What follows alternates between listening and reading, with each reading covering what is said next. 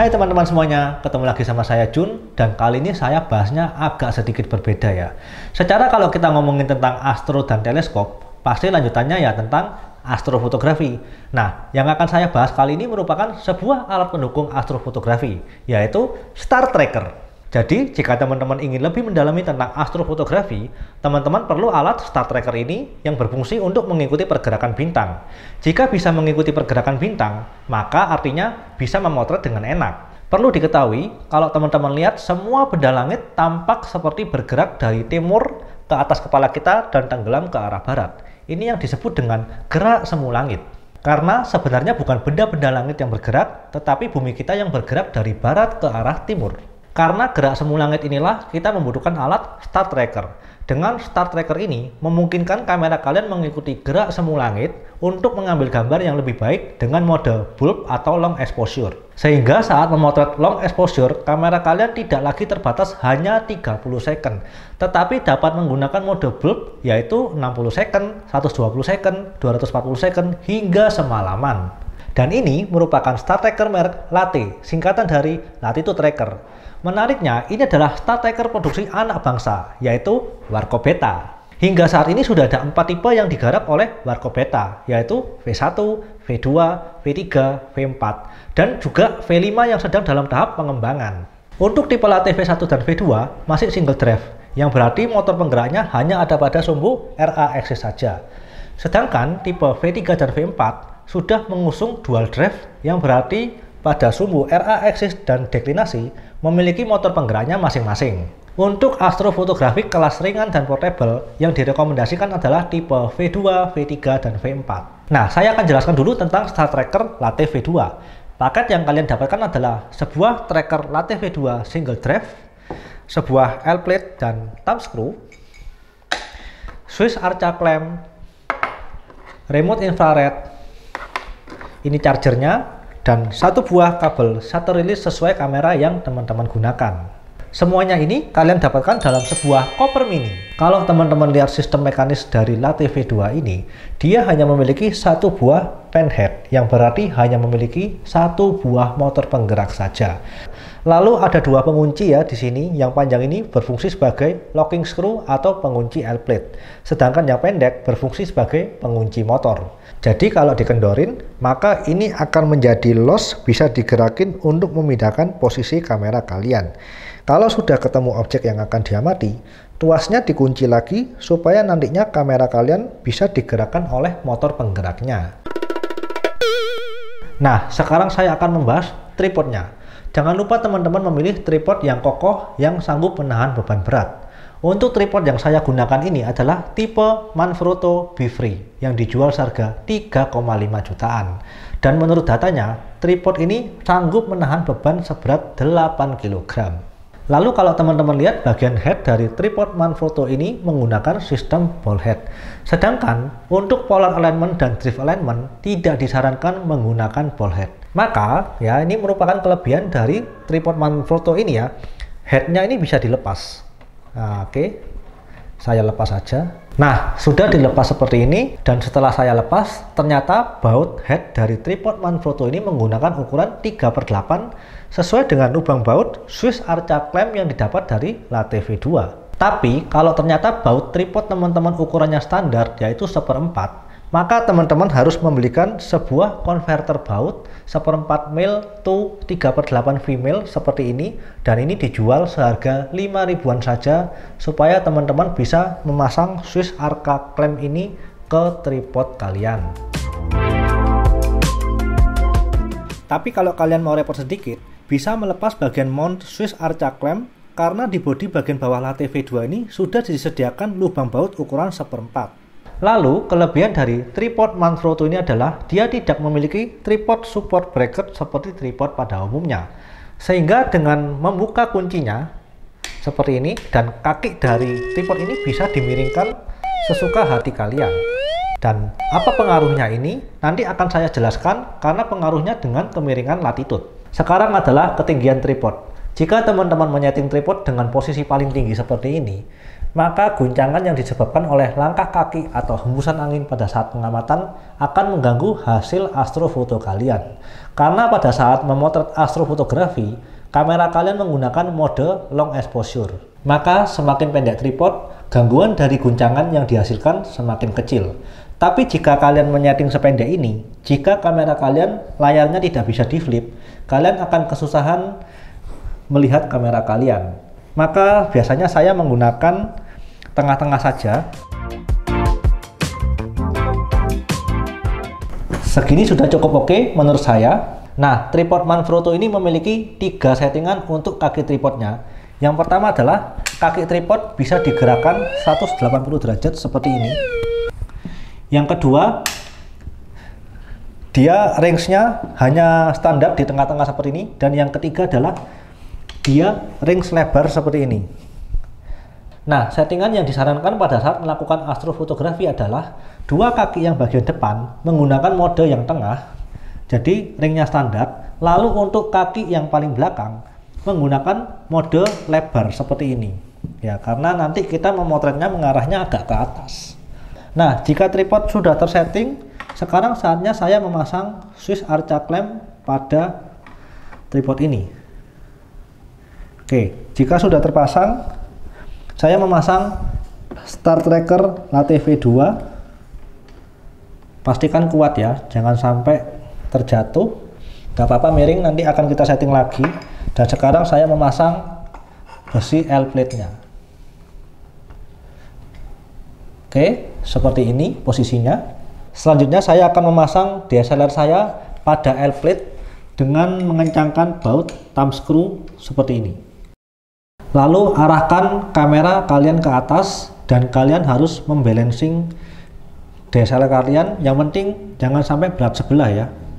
Ya, ini tinggal digeser ke kanan ke kiri, yang penting harus seimbang. Jika sudah, kembalikan ke arah seperti ini. Nah, jika lensa yang kalian gunakan panjang seperti 70-200 ini, maka kalian butuh adapter pada baut pengikat kamera pada L-plate agar center of gravity-nya dapat ditata dengan baik. Untuk maksimum payload dari Star Tracker LaTeV 2 ini adalah 1,5 kg saja. Tetapi for your information, lensa tele 70-200 dengan berat 1,5 kg dan bodi DSLR 1 kg masih nutut ditahan oleh Star Tracker LaTeV 2 ini. Jika sudah, sekarang saatnya saya setting posisi mounting menggunakan metode polar alignment, yang artinya poros putar harus sejajar dengan poros putar bumi. Yang metodenya dibagi menjadi 2, yaitu altitude dan azimuth. Altitude adalah seberapa tinggi sudut kutub langit jika dilihat dari latitude kita di bumi. Azimuth adalah seberapa jauh kita dari garis ekuator bumi. Bisa hadap utara, juga bisa hadap selatan. Karena posisi saya ada di Kota Malang, yang berarti di bumi belahan selatan, maka arahkan sumbu azimuth ke arah selatan. Nah teman-teman, berhubung head tripodnya ini tadinya sudah saya lepas, maka bagian azimuth dari tripod ini sudah tidak bisa digerakkan. Keuntungannya adalah menjadi lebih stabil. Lalu bagaimana cara mengarahkan tripod ini ke arah selatan 180 derajat? Ya, tentu saja dengan memutar posisi tripod seperti ini. Oke, sekarang saya membuka aplikasi Kompas. Lalu tempelkan ke LaTeV 2, bisa juga di atasnya seperti ini, dan arahkan ke 180 derajat.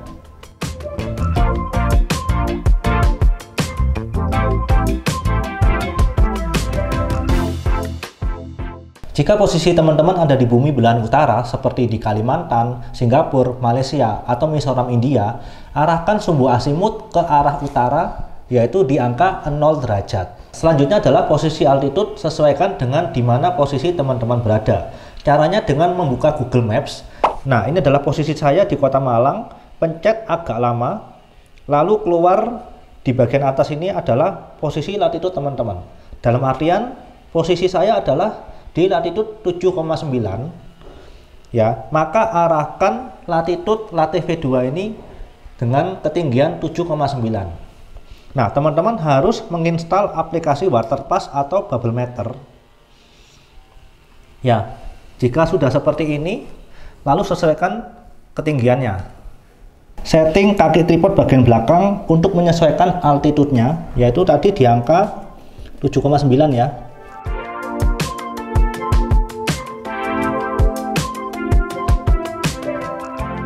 Oke, sudah sesuai. Nah, ini hubungannya dengan kaki tripod tadi. Semakin banyak sumbu atau aksis pada sebuah tripod, semakin berisiko terjadi sebuah getaran. Sebagai contoh, ini adalah tripod saya merek Topman made in Japan yang memiliki 4 sumbu aksis sehingga bisa dijadikan ekuatorial seperti ini. Ya, tapi juga bisa dijadikan altasimut lagi. Nah, untuk setting altitude-nya bisa dilakukan pada head tripod dengan cara menggerakkan seperti ini. Namun, karena terlalu banyak sumbu pada bagian head tripod ini, maka semakin tinggi resiko terjadi sebuah jeda. Ya, ini saya kunci. Ya, ada jeda seperti ini. Maka dari itu, di tripod Manfrotto ini, bagian tripod head dilepas, dan untuk menaik turunkan altitude menggunakan bagian kaki tripod untuk meminimalisir getaran yang terjadi. Karena untuk astrofoto yang digunakan adalah mode long exposure. Nah, polar alignment sudah selesai dilakukan dan sekarang kita tidak boleh merubah posisi atau menyentuh kaki tripod lagi. Namun, metode polar alignment ini belum akurat 99,99%. Maka dari itu, sekarang kita harus melakukan metode drift alignment. Dan metode drift alignment ini harus dilakukan sesaat sebelum pengamatan, yang pastinya ya malam hari. Prosesnya sama dengan menggunakan kompas dan waterpass tadi, hanya saja untuk drift alignment ini kita melihatnya dari sisi kamera imager, bukan dari sisi tracker. Oleh karena itu kita butuh tracking ke arah bintang langsung, dan itu pun harus pada bintang dengan garis deklinasi 0 derajat, yaitu pada asimut 90 derajat, lalu naik ke atas kepala kita atau zenith, dan arah asimut 270 derajat. Nah, analoginya seperti ini. Star tracker saya ini kan menghadap ke arah selatan 180 derajat. Maka otomatis di arah kiri saya adalah timur dan kanan saya adalah barat. Nah, garis di langit dari timur ke barat ini adalah deklinasi 0 derajat. Tapi asimutnya, kiri saya ini adalah asimut 90 derajat dan sebelah kanan saya adalah asimut 270 derajat. Jadi untuk metode drift alignment ini kita harus mencocokkan dengan bintang di arah kiri atau asimut 90 derajat, di atas kepala saya atau zenith, dan juga di arah kanan saya atau asimut 270 derajat. Proses awalnya posisikan kamera nempel ke L plate persis agar didapat tegak lurus dengan poros putar RA axis atau penggerak tracker. Dan ini dilakukan dengan posisi polar alignment yang sudah benar tadi. Poros putarnya ke arah selatan dan arah gerakan sesuai dengan arah kecondongan latitude sesuai dengan posisi di mana teman-teman berada. Yang pertama adalah asimut 90 derajat, maka posisikan kamera kalian ke arah horizon dengan altitude 0 hingga 30 derajat. Jadi jika di sebelah timur kalian ini ada sebuah rumah atau pohon, posisi kamera kalian boleh dinaikkan sedikit, ya kurang lebih 0 sampai 30 derajat, ya 15 derajat juga boleh. Seperti ini. Ini dilakukan untuk menentukan kecondongan altitude terhadap kutub langit. Apabila bintang di sebelah kiri, maka kecondongan altitude tracker kurang naik. Dan apabila bintang di sebelah kanan, maka kecondongan altitude tracker kurang turun. Jika ternyata posisi bintang tetap di tempatnya atau tidak bergerak, maka posisi altitude kalian sudah benar. Kemudian posisikan kamera ke arah atas kepala kita atau sudut zenith. Seperti ini ya. Ini dilakukan untuk menentukan kecondongan sudut arah poros penggerak atau kesesuaian asimut. Jika bintang bergeser ke sebelah kiri, maka arah poros harus diputar dari selatan ke barat atau asimutnya kalian kurang ke kanan. Namun, jika ternyata bintang bergeser ke sebelah kanan, maka arah poros harus diputar dari selatan ke timur atau asimut kurang ke kiri.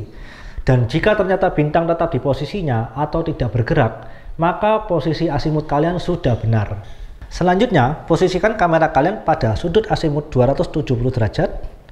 Seperti ini. Nah, biasanya jika pada asimut 90 derajat dan pada posisi zenith sudah benar, biasanya pada sudut 270 ini juga sudah benar.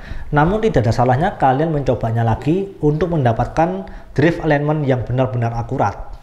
Nah, jika drift alignment kalian sudah benar, intinya adalah tracker ini sudah tepat sesuai dengan poros bumi bagian selatan. Maka kalian sudah boleh merubah posisi kamera untuk memotret bintang yang ingin kalian potret seperti ini ya. Selanjutnya kabel shutter release-nya jangan lupa dipasang.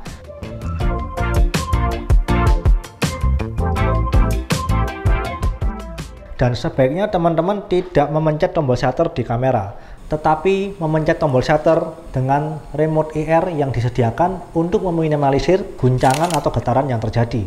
Nah, teman-teman, sampai di sini untuk mengetahui metode polar alignment dan drift alignment kita benar atau salahnya, bisa dilihat dari hasil drift bintang atau star trail pada saat kalian memotret mode long exposure. Jika bintang trail vertikal, masalah ada pada motor penggerak, kecepatan tracking, pengunci motor, dan goncangan pada kamera. Namun, jika bintang trail horizontal, masalah ada pada polar alignment, drift alignment, atau baut pengunci kamera yang kurang rapat. Nah, jika bintang trailnya diagonal, polar alignment, drift alignment, dan speed tracker tidak sesuai dan sebaiknya dilakukan setting ulang. Oh ya, contoh lagi. Pada foto ini terlihat bintang tidak bergerak, namun jika di zoom terlihat bintang agak ngetrail vertikal seperti ini. Yang berarti kesalahan bisa terjadi karena tracking speed atau getaran atau yang berkaitan dengan perputaran motor penggerak. Dan hasil yang diharapkan seharusnya benar-benar tidak ngetrail seperti ini. Nah, sekarang saya akan coba jelaskan ada apa saja di bagian bodi samping Star Tracker Latte V2 ini. Ini adalah lubang untuk mengecas Star Tracker Latte V2 ini. Nah, kurang lebih seperti ini jika dicas. Dan di atasnya adalah sebuah lubang untuk kabel shutter release. Ya, saya coba pasang dulu kabel shutter release-nya.